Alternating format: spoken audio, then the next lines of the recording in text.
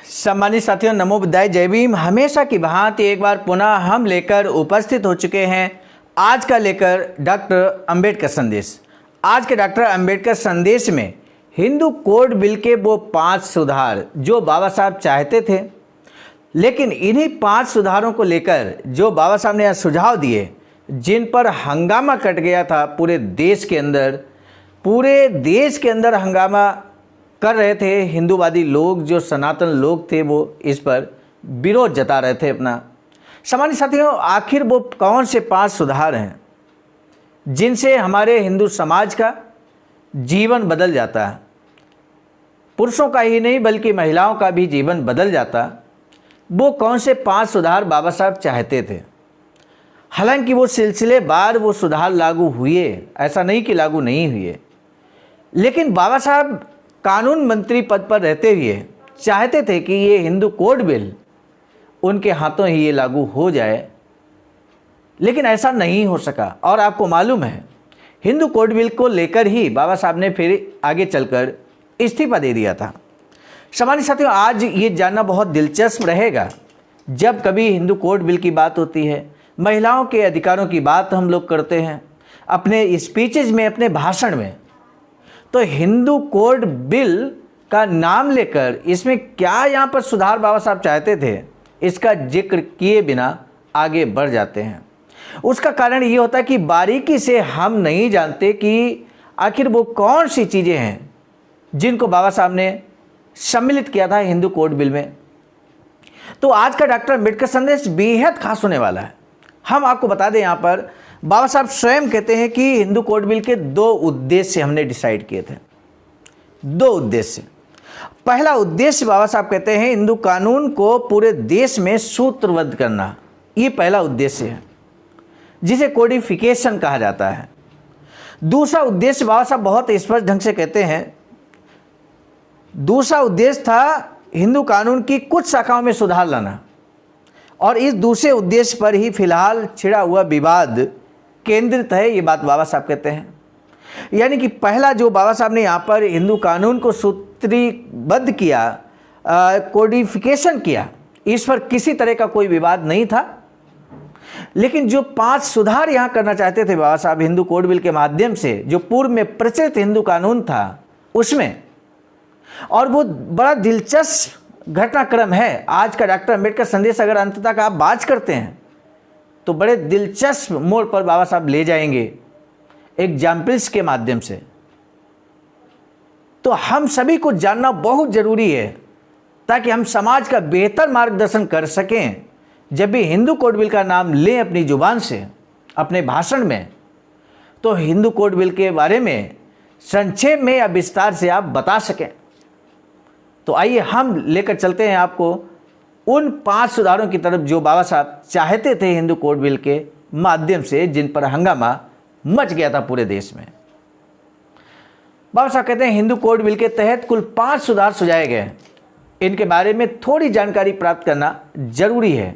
और ये स्पीच बाबा साहब दे रहे हैं। सम्मानित साथियों, हम आपको बता दें, 11 जनवरी 1950 को सिद्धार्थ कॉलेज में छात्रों को संबोधित करते हुए छात्रों के विशेष अनुरोध पर बाबा साहब ने यहाँ पर ये विषय चुना, हिंदू कोड बिल।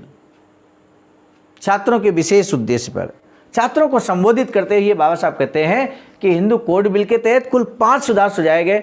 इनके बारे में थोड़ी जानकारी प्राप्त करना जरूरी है। पहले सुधार के तहत विवाह, तो पहले सुधार के तहत क्या कुछ होगा हम आपको बता दें। आज का डॉक्टर अंबेडकर संदेश हम लेकर उपस्थित हैं। यहाँ पर बाबा साहब डॉक्टर अंबेडकर संपूर्ण वाङ्मय खंड 40 से, और आज हम बात करेंगे पेज नंबर 154 से 156 तक। पहले सुधार के तहत विवाह, बच्चा गोद लेना आदि के संदर्भ में जाति को लेकर है। पुराने और वर्तमान हिंदू कानून के अनुसार विवाह और बच्चा गोद लेना जातियों के अंदर हुआ करते थे और होते हैं। अगर किसी दूसरी जाति के व्यक्ति से विवाह हो या अन्य जाति से बच्चे को गोद लिया गया हो, तो उस विवाह को और उस गोद लेने को रद्द माना जाता था। इस प्रकार हिंदू समाज और कानून दोनों जाति पर ही आधारित हैं। जिसकी कोई जाति नहीं वह हिंदू नहीं। हिंदू कोड बिल में ये बात नामंजूर की गई है। हिंदू कोड बिल के अनुसार जातियां नष्ट होने वाली हैं, नए कानून के अनुसार जाति के बंधन नष्ट होने वाले हैं। इसलिए किसी भी जाति में विवाह और बच्चा गोद लेने की घटनाएं हो सकती हैं। कहने का तात्पर्य, आप किसी भी जाति में विवाह कर सकते हैं, किसी भी जात के बच्चे को गोद ले सकते हैं, किसी भी जात के लोगों को अपने बच्चे को गोद दे सकते हैं। ये अधिकार यहाँ पर पहला सुधार बाबा साहब यहाँ पर चाहते थे हिंदू कोड बिल के माध्यम से। दूसरा सुधार बहुत महत्वपूर्ण है। दूसरा सुधार सम्मानित साथियों, दूसरा सुधार एक पत्नीत्व के पालन संबंधी है। प्रचलित और पुरातन हिंदू कानून के अनुसार एक हिंदू पुरुष को कई महिलाओं के साथ विवाह करने की अनुमति है। बहुपत्नीत्व को लेकर मुसलमानों के कानून की समीक्षा की जाती है, लेकिन हिंदू कानून और मुसलमानों के कानून में बहुत ज़्यादा अंतर है। मुसलमानों के विवाह संबंधी कानून के अनुसार जो पुरुष चारों पत्नियों के साथ इंसाफ कर सकता हो, अर्थात जो उनके वैवाहिक जीवन को सुखी रख सकता हो, केवल उसी को 4 विवाह करने की अनुमति है। इस तरह की कोई शर्त हिंदू विवाह कानून में नहीं है। हिंदू कानून के अनुसार एक पुरुष को कई महिलाओं के साथ शादी करने की सिद्धांतता इजाज़त हो, ऐसी बात नहीं है, सैद्धांतिक रूप से नहीं है। हालांकि इस प्रकार के कई उदाहरण देखने में आते हैं। तब बाबा साहब कहते हैं कि बंगाल में कुलीन विवाह पद्धति है। कौन सी? कुलीन विवाह पद्धति। इस पद्धति के तहत पुरुष 500 महिलाओं के साथ विवाह कर सकता है। इसी को मानते हुए एक बंगाली पुरुष ने 500 शादियां की थीं।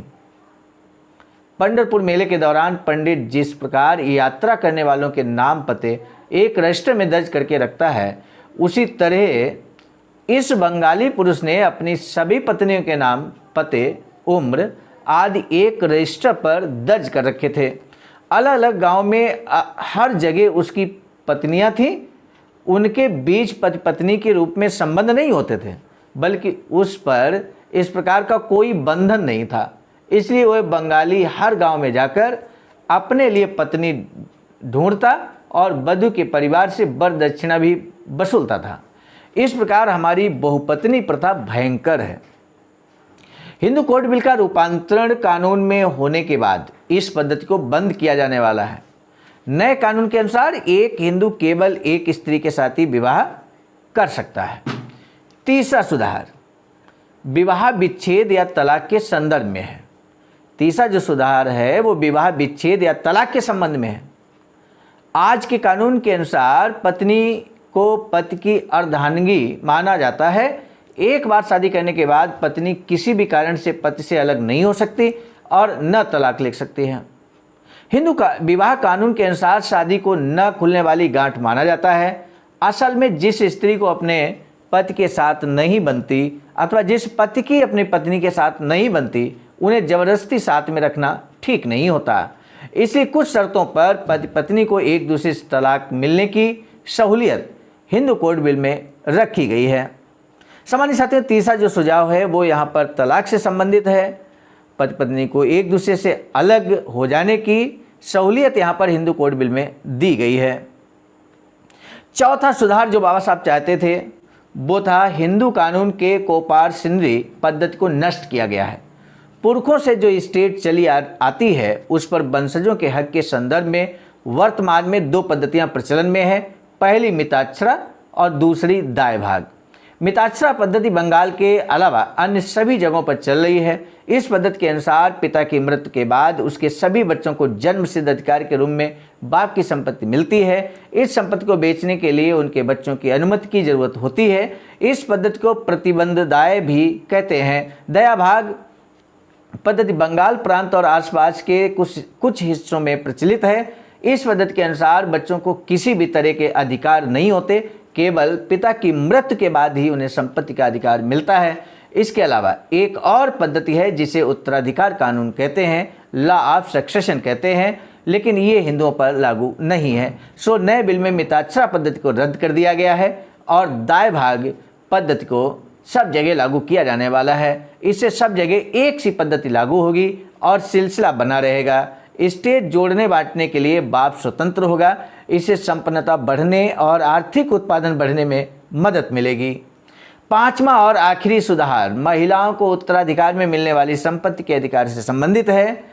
आज महिलाओं को संपत्ति में पूरा हक नहीं मिलता। शादी के समय जो रकम या गहने तोहफे के तौर पर मिलते हैं वही उसका धन माना जाता है। बेटी के अधिकार को लेकर जो भेदभाव है उसे हटाया जाने वाला है। बाप की कमाई में आगे से बेटों की तरह ही बेटियों को भी योग्य हिस्सा मिलेगा, अर्थात बेटा और बेटी का भेद अब कानून नहीं मानेगा। महिला को भी समान हिस्सा मिलेगा।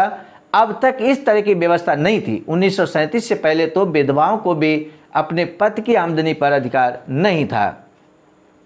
1937 में एक नया कानून बनाया गया, लेकिन इस कानून में सीमित मालकियत और बेटियों के समान उत्तराधिकार का अधिकार माना नहीं गया था। इस नए हिंदू कानून के अनुसार ये दो खामियां हटा दी गई हैं। इन सभी विवरणों को जानने के बाद एक बात आप समझ गए होंगे कि सुधार कैसे करें और किस तरह के सुधार करें। इस बारे में मतभेद हो सकते हैं, लेकिन सुधार नहीं चाहिए ऐसा बिल्कुल नहीं कहा जा सकता। सुधार की ओर देखने के 3 नज़रिए हो सकते हैं। इन नज़रियों से ही आपके विरोध के बारे में जानकारी मिलेगी। वो 3 नज़रिए कौन से हैं, अगले डॉक्टर अम्बेडकर संदेश से हम लेकर उपस्थित होंगे। डॉक्टर अम्बेडकर संदेश लंबा ना हो, इसलिए आज के डॉक्टर अम्बेडकर संदेश को, बाबा साहब के इस स्पीच को जो बाबा साहब ने 11 जनवरी 1950 को सिद्धार्थ कॉलेज में दिया था, हम लेकर उपस्थित हुए। आज का जो डॉक्टर अम्बेडकर संदेश का जो प्रश्न है, महत्वपूर्ण प्रश्न है, उसका आपको जवाब देना है कि किस पद्धति के तहत बंगाल में एक व्यक्ति को 500 पत्नियों के साथ शादी करने की इजाज़त दी गई थी। वो कौन सी पद्धति थी बंगाल में, इसका हमने जिक्र किया। आप जरूर बताइए कितने सुधार चाहते थे बाबा साहब यहाँ पर, मुख्य रूप से कौन से कितने सुधार, मतलब कितने संख्या में बता दीजिए, 2, 3, 4, 5 कितने सुधार चाहते थे बाबा साहब। इसका आंसर आपको करना है आज के डॉक्टर अम्बेडकर संदेश में। आपके आंसर का बेसब्री से हमें इंतजार रहेगा। आज का डॉक्टर अम्बेडकर संदेश समाप्त करने से पहले हम आपको बता दें, आज का डॉक्टर अम्बेडकर संदेश हम लेकर उपस्थित हुए थे मिशन नायक बुद्धमित्र मुसाफिर सर, राष्ट्रीय अध्यक्ष आवाज का नई दिल्ली की प्रेरणा में, और साथ ही साथ संकलनकर्ता के रूप में परम आदरणीय विजय कुमार बौद्ध जी, प्रांतीय कोषाध्यक्ष आवाज का बिहार, प्रस्तुतकर्ता के रूप में मैं स्वयं सर्वजीत आर्य, राष्ट्रीय मीडिया प्रभारी IIT सेल आवाज का नई दिल्ली। मिलेंगे नए डॉक्टर अम्बेडकर संदेश में, तब तक दीजिए इजाजत। आप सभी को सादर नमो बुद्धाय, जय भीम। सम्मानित साथियों, यदि आप हमारे इस चैनल आवाज़ का ऑफिशियल, जिस पर नियमित सुबह 5 बजे डॉक्टर अम्बेडकर संदेश आपको मिलता है, आप हमारे इस चैनल को सपोर्ट करना चाहते हैं, तो हमारा आपसे निवेदन है कि आप हमारे इस चैनल को सब्सक्राइब कर लें, वीडियो को शेयर, लाइक, कमेंट जरूर करें।